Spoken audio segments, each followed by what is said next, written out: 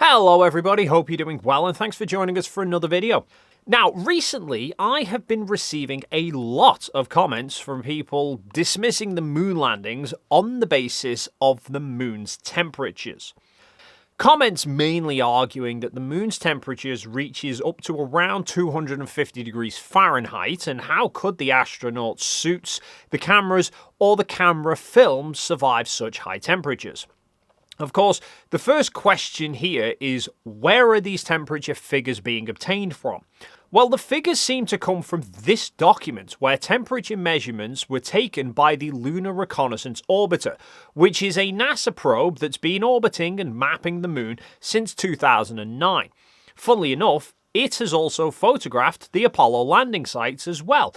So conspiracy theorists think NASA lie about everything, apart from what they say about the temperature of the moon. And they'll believe that data that comes from the LRO, but they won't accept the data about the Apollo landing sites that comes from the exact same source. Now, the first thing to remember is temperatures are due to energy within the particles of an object. If you remove all the energy from an object, then its temperature would be absolute zero. 0 Kelvin, which is minus 273 degrees Celsius or 459 degrees Fahrenheit. At that point, the particles in the object would have no energy and they wouldn't move. If the particles then start absorbing energy, they begin to vibrate, and that causes temperature to rise. If you then remove the source that's inputting the energy, and the particles were to have more energy already in them than their surroundings, then that energy can escape and cause the object's temperature to drop. So an object in sunlight can have energy imparted into it. Some of that energy will always be escaping, but it will be being replaced by more energy at a faster rate, and so its temperature will rise. If you then remove or reduce the level of sunlight, the energy can now escape faster than it's being replaced, and that causes the temperature to drop.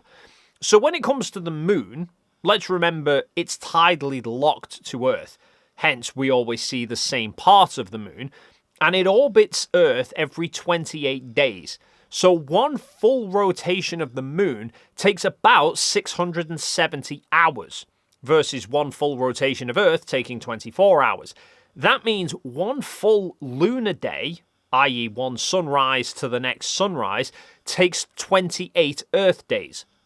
So once the sun sets on a part of the moon, it's then 14 Earth days, or about 330 hours, before sunlight will hit that part of the moon again.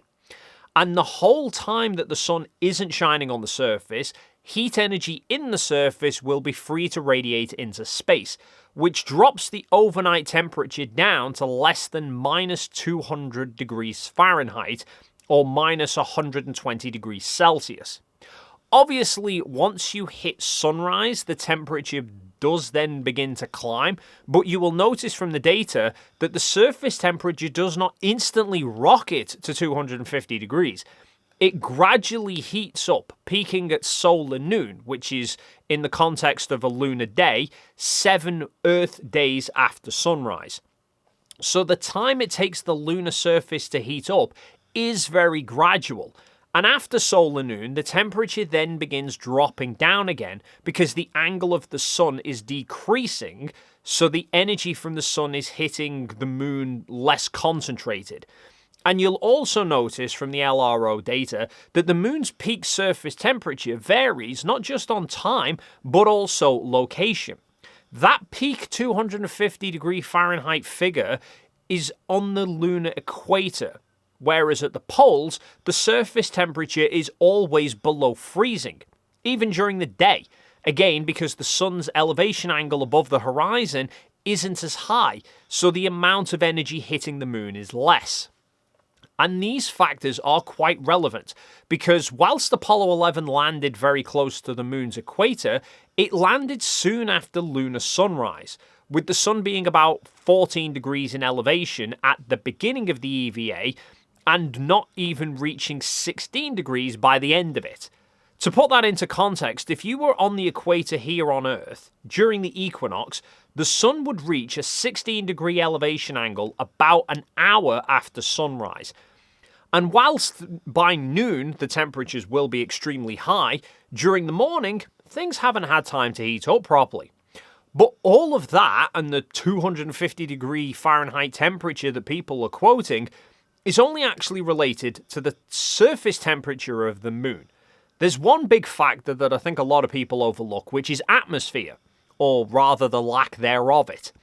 Typically on Earth, as the surface warms up through the morning, the heat radiates into the surrounding air, so that when you then go outside on a warm day, even if you're in the shade, you can still feel the heat via the surrounding air. And if you're out in the sun, then you get hot, and when you then go into the shade, the air surrounding you will be absorbing some of that heat away as it passes by you. But obviously on the moon, there isn't any of that happening because it's in a vacuum. So objects in direct sunlight can be heated up, but there's no air with any heat that can transfer that energy to the object. So the only way that objects can be heated up is from light that is being absorbed by the object. But consider when it's a sunny day outside and you go out in dark-coloured clothes, you instantly feel the warming effect because dark-coloured objects absorb a lot of sunlight.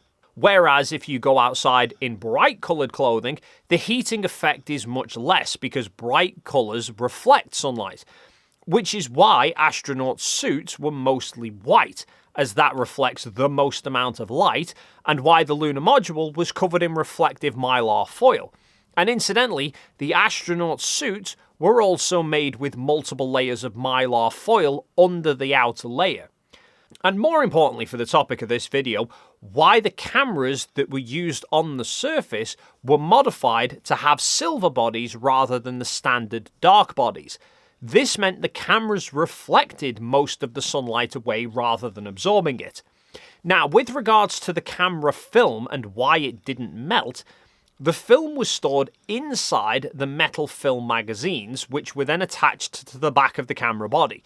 So the film itself was not in direct sunlight, apart from for a fraction of a second, whilst the photograph was being taken. And though the body of the magazine was being heated, A, the amount of heating was reduced by the use of a silver body, and B, the magazines were not pressurized, so there was no air inside them. Had they been pressurized, then the air inside could have carried the heat energy from the body of the film magazine across to the film roll itself. However, without any air, the only way that energy could reach the film was through direct contact. So heat would have to be absorbed by the body, then conducted through the internal pieces before it could reach the film. Vacuums are very good insulators. That is literally the principle of how a thermos flask works. It keeps a small vacuum layer between the inner and outer skin, apart from a small area that connects them at the top. So if you put hot liquid into a regular cup, the cup itself very quickly feels warm to the touch because the energy from the liquid is passing into the material of the cup and then into your hand or the surrounding air. Put that liquid in a thermos flask and the flask will still feel cool to the touch for a very long period of time, because whilst the energy can easily pass into the inner skin of the flask, it's much harder for the energy to reach the outer skin and then subsequently the surrounding air, and thus the liquid can stay hot for longer. Or if you put something cold inside, the heat will struggle to get to it from outside to warm it up. And I can demonstrate this. If I take two identical thermos flasks, but I drill a small hole in the bottom of one to allow air to fill that vacuum layer, I'll pour equal amounts of hot water into both, seal them, and place them together in the same freezer for the same amount of time.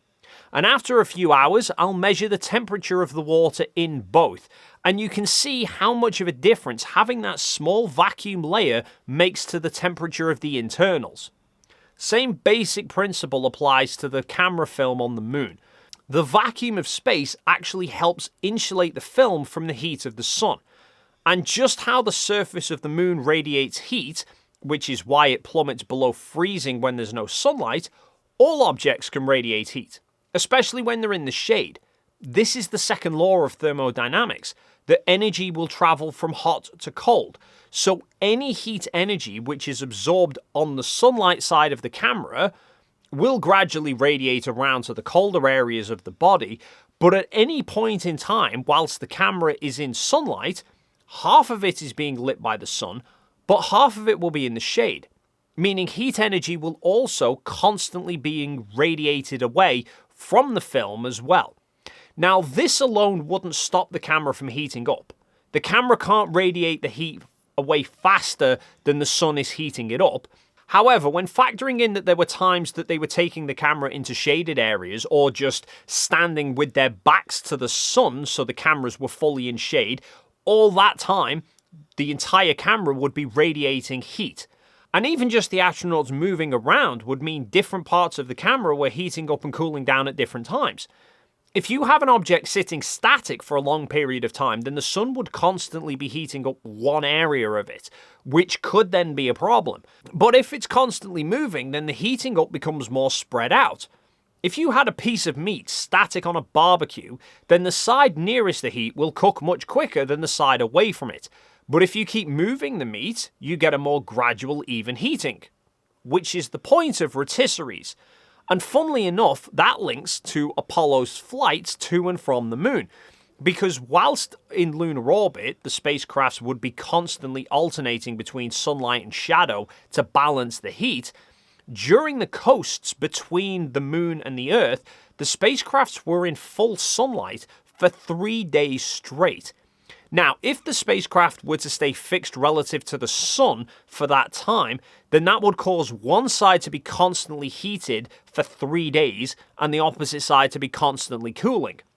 So to avoid any problems with imbalanced heating, they employed a maneuver called PTC, passive thermal control, also referred to as a barbecue roll, in which the spacecraft was put into a constant slow rotation to give a more balanced heating and cooling across its surface, just as the cameras would have been experiencing as the astronauts were moving around.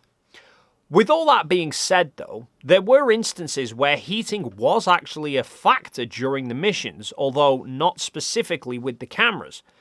As covered earlier, the sun elevation during Apollo 11 reached about 15.5 degrees, and in the technical debrief afterwards, both Neil and Buzz stated they didn't feel anything related to hot or cold temperatures whilst they were on the surface.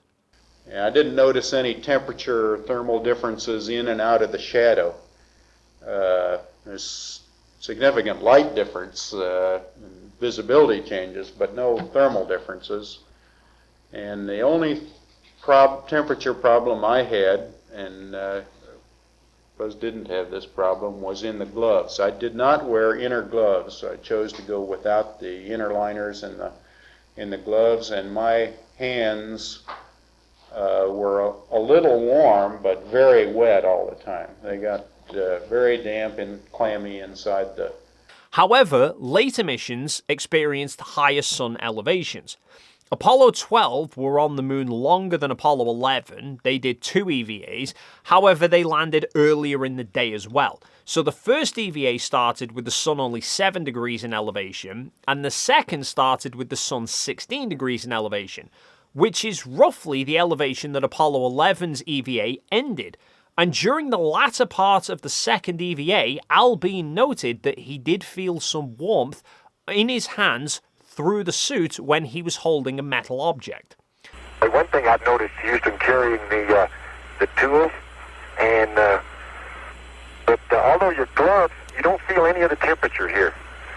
Sun's out nice and bright, but it's nice and cool in here, except when you're carrying something metal like the hand tool carrier or the shovel or something. Then your hand starts to get warm. And the highest sun elevation experienced at all during Apollo was during Apollo 16, which landed 9 degrees south of the equator. And by the end of the third EVA, the sun was almost 49 degrees in elevation. And one of the experiments they had set up was the cosmic ray experiment, which was placed on one of the lunar module's legs to measure the levels of cosmic rays that were hitting the moon. And they found they couldn't remove the slide at the end of it because the slide had expanded because of the heat, which Charlie Duke commented on about how hot it was whilst he was trying to remove the slide. Looks like to me the thing is soaked. This thing is hot. I'll tell you. There it comes. There we go. Hot dog, it broke it loose. Yep. I think you got it now, babe. Whoop. It's getting heavy. Good show. Good work, fellas. You stick it back in there? Yeah. Hey, thanks for those pliers, boy. We'd have never done it. I could feel that through my gloves. So heat was a problem at times, and in fact it did cause problems for the cameras, just not so much the film cameras. All of the missions had TV cameras with them, which were there primarily for the purpose of allowing the controllers back in Houston to be able to keep an eye on what the astronauts were doing whilst they were on the surface. Now, for the early missions, the camera was merely just mounted on a tripod because they stayed near to the lunar module. However, for the later missions, 15, 16, and 17, they had the lunar rover, and so the TV camera was mounted onto that. But the design of the TV camera was different to that of the stills camera. Because the TV camera was constantly having to be running, it was generating heat and it was then sitting in sunlight constantly as well. So rather than it being just a silver body like the Hasselblad stills camera, it was covered in mylar foil. But along the top of it was almost essentially like a metal plate that was acting as a radiator to allow the heat to dissipate off into space.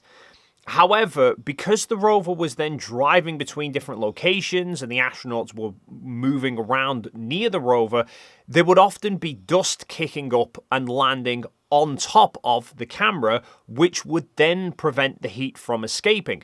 You can actually find different examples where during these later missions with the rover, the astronauts will stop and get out of the rover and use a little brush to actually dust off the top plate of the TV camera to prevent it from overheating.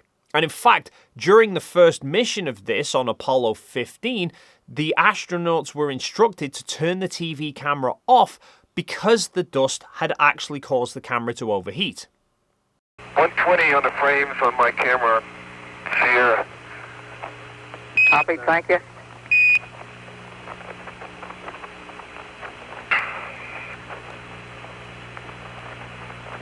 Dave, we also need the TV cameras turned off this time, and see if you could brush the top of the camera with your glove, please. It's getting very warm. I'm sorry, the bad input. Brush the top with the brush. And as for the astronauts themselves, not only were their suits bright white to reflect sunlight, but as mentioned earlier, they were lined with several layers of mylar foil, which worked both ways. Not only would it help reflect heat away from the astronauts when they were in sunlight, but it would help trap their own body heat in when they were in the shade. Much like how silver blankets are used in survival situations to help trap people's body heat. And for anybody thinking that that all sounds too convenient or not realistic for the lunar surface temperatures of 250 degrees, it's worth noting that firefighters run into blazing infernos that reach temperatures of more than 1,000 degrees Fahrenheit and yet can walk out unburnt. And sure, while firefighters aren't in a blazing inferno for 7 or 8 hours like Apollo astronauts were on the lunar surface for, Apollo astronauts did also have active cooling in the form of a garment that pumped temperature-controlled water around it and into the backpack and through a sublimator, which helped keep their bodies at the desired temperature. All such tech which continued to be used for EVAs during the shuttle program and even today on the ISS. Still for periods of 7 or 8 hours like Apollo, but with also having to face periods of the extreme cold of night when they're on the shadow side of Earth. So, that's going to be it for this video. As always, feel free to leave your thoughts in the comments down below. If you've enjoyed this video and you haven't already done so, then please do consider hitting the like and subscribe buttons, and hopefully we'll see you in the next video.